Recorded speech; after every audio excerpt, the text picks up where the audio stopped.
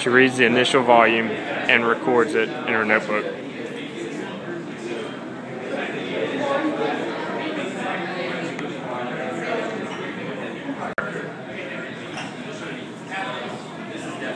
She then opens up the valve and allows the sodium hydroxide to flow.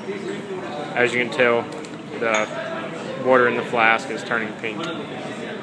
Okay, she finished her titration, and then she's going to read what her final volume is and write that in her notebook. That way we know what the volume, we can subtract that with the volume initial and find how much volume we had. This is our dirty run, so we did make sure that it was a little bit more pink than it should be in the real titrations. First, she's measuring the initial volume of the NaOH in her burette. She begins by releasing some of the sodium hydroxide into her KHP solution. The solution has almost reached its equivalence point, and you can see as she swirls the flask to ensure that it's evenly mixed.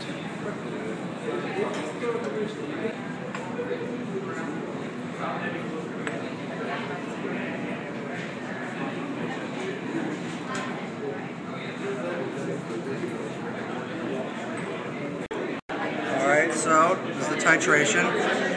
This is the initial, which is 2.7, I believe.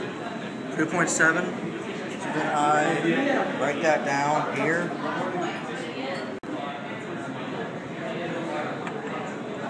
I'm shaking it to mix it all up so we get a result.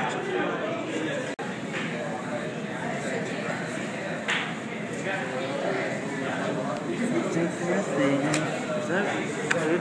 Shaking. First thing I'm going to do is read the initial volume on the burette, and then I'll write it down in my lab notebook.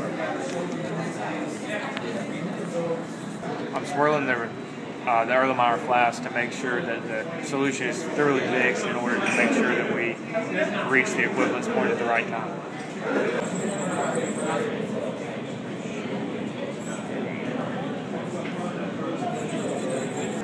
The last thing I'm doing is recording the final volume of our solution and then recording it in my notebook.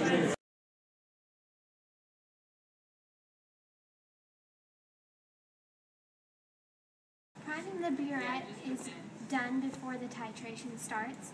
We fill the burette up with water and the sodium hydroxide all the way to the top and open the valve of the burette to let it run through. This is done 3 times to ensure no other contaminants are put into our titration.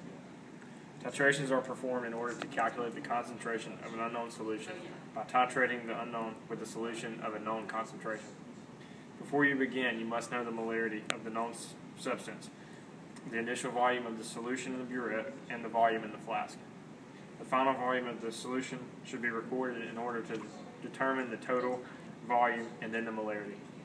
You read the volume by looking at the meniscus, which is the bubble shape, the half circle shape that's in the burette.